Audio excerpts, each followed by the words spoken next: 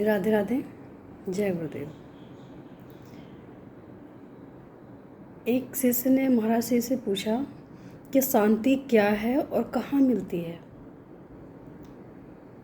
तो महाराज ने बहुत ही अच्छा उत्तर दिया कि हम लोगों का जो जीवन है ना, वो एक हिरण की तरह हो गया है।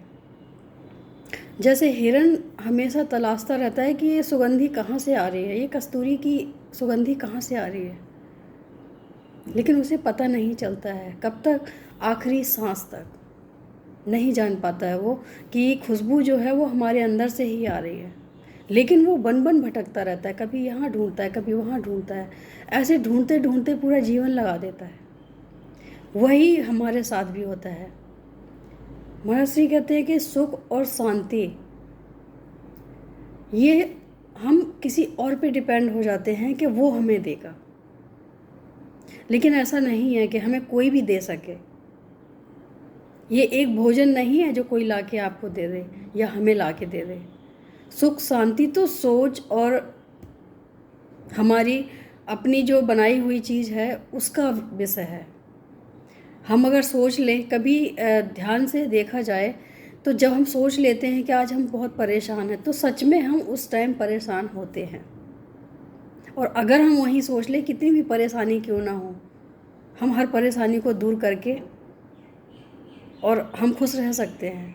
अगर हम ऐसा सोचते हैं तो वाकई ये सत्य है, क्योंकि हमारी सोच पे ही डिपेंड करता है।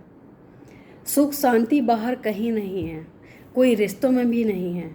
अगर हम अपने आप में नहीं खोज पाए ये चीज़, तो हम कहीं नहीं खोज सकते हैं। लेकिन दुर्भाग्य ये है हमारा कि हम हमेशा ये सोचते हैं कि उससे मिल जाएगी, वहाँ मिल जाएगी, वहाँ मिल जाएगी, हमें कहीं नहीं मिल सकती है। सुख शांति का चैन हमें अपने अंदर से निकालना है। और ये कब निकलता है? पूजा पाठ, अच्छे कर्म या साधना करके ही ये सब निकल के आता है। ये एक साधना ऐसा आईना है, जब हम करते हैं, साधना करते हैं, भक्ति करते हैं, भगवान को याद करते हैं, तो ये चीज़ें हमें स्वतः ही दिख जाती हैं, आईने की तरह साफ हो जाती हैं। तब हमें पता चलता है कि जो चीज़ हम बाहर ढूंढ रहे हैं वो सच में बाहर नहीं है। जो चीज़ अंदर है वो हमें बाहर कैसे मिल सकती है?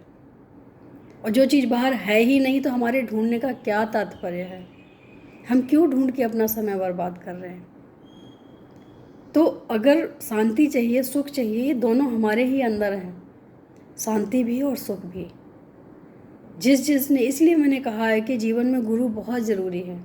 गुरु हमें अंतर्मुखी कर देते हैं, फिर हम बाहर भटकना बंद कर देते हैं। भगवान कहते हैं कि गुरु बनाओ तो ही मैं मिलूँगा, क्योंकि जो स्वरूप हमारा है वो तुम्हें एक गुरु के द्वारा ही प्राप्त होगा। साधारण कोई नहीं देख सकता है। मंदिर में जाके दर्शन कर सकते हो, लेकिन वास्तविक स्वरूप क्या है ईश्वर का, वो एक गुरु से ही मिलेगा। तो जीवन में गुरु ज़रूरी है। गुरु बना के उनके बताए हुए मार्ग पे भी चलना ज़रूरी है। अगर हमने गुरु बनाए हैं तो उसका ये बिल्कुल भी मतलब नहीं है कि हमने सिर्फ अपना ये काम कर दिया, बाकी होता रहे, हमें कोई लेना देना नहीं, हमें कुछ भी नहीं करना है, हमें कुछ आगे सोचना ही नहीं है। बस हमारे गुरु बन गए, हमारा काम इतना ही था, मैंने कर लिया है। लेकिन ऐसा नहीं है। अगर हम उनके बताए हुए मार्ग पर ना चले तो कैसे संभव होगा? जैसे एक डॉक्टर के पास हम जाते हैं, क्या दिखाने मात्र से हम सही हो जाते हैं? जो हमें औषधि वहाँ से मिलती है, अगर हम वो नहीं खाएंगे तो हमारी जो भी बीमारी है दूर नहीं होगी। ऐसे ही गुरुवर भी एक डॉक्टर जैसे ही है, जो हमारे विकारों को मारते हैं और हमारे अंदर छुपी बुराइयों को बाहर निकालते हैं। वो अपने ही द्वारा, अपने मंत्र के द्वारा, अपने शब्दों के द्वारा वो सभी विकारों को बाहर निकालने की कोशिश करते हैं। और अगर हम उनके बताए हुए मार्ग पे चलेंगे तो हमें भी अपनी कमियां या अच्छाइयाँ जो भी हैं वो दिखने लग जाएंगी। हम जब तक उन चीज़ों को महसूस नहीं कर सकते हैं, जब तक हम स्वयं प्रयास ना करें। कोई भी छोटी सी चीज़ ले लो, अगर खाना बन के तैयार हुआ है तो उसके लिए भी, अगर थाली लग के आई है तो उसके लिए हमें ग्रास उठा के खुद ही खाना पड़ेगा। उतना तो प्रयास हमें करना ही पड़ेगा।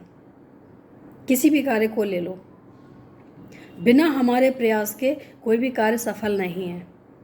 तो अगर हम प्रयास करेंगे तो हर संभव असंभव कार्य भी संभव हो जाते हैं। और सुख और शांति ये बाहर ढूंढने का विषय नहीं है, हमारे अंदर है। हम चाहें तो खुश रह सकते हैं, हम चाहें तो परेशान भी रह सकते हैं, ऐसा हमारे महर्षि कहते हैं। तो जो चीज़ हमारे अंदर ही है तो हमें अपने अंदर ही खोज करना चाहिए। ईश्वर कभी भी इन आँखों से नहीं दिखता है। आंतरिक दृष्टि होती है हमारी अंदर देखने के लिए। तो जो आंतरिक दृष्टि से ईश्वर की प्राप्ति और ईश्वर का दर्शन होता है, उसी से हमारे सब गुण और अवगुण भी दिखते हैं।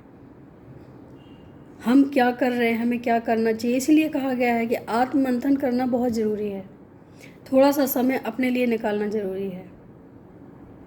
ये भाग दौड़ की जो दुनिया है ना, पहले भी 24 घंटे होते थे, तब लोग कितना क्या क्या कर लेते थे।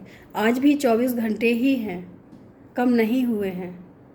लेकिन हमारे आलस्य के कारण हम कुछ भी नहीं कर पाते हैं, ये हमारा ही दुर्भाग्य है। तो थोड़ा सा समय अपने लिए निकालें और सुख और शांति अपने अंदर ढूंढें। खुद प्रयास करें खुश रहने की, किसी से उम्मीद ना करें कि वो हमें खुश रखे। जब हम खुद अपने आप में खुश रहने लग जाएंगे तो कोई हमें दुखी नहीं कर पाएगा, ऐसा मेरे महर्षि कहते हैं। आज के लिए इतना ही। राधे राधे, जय गुरुदेव।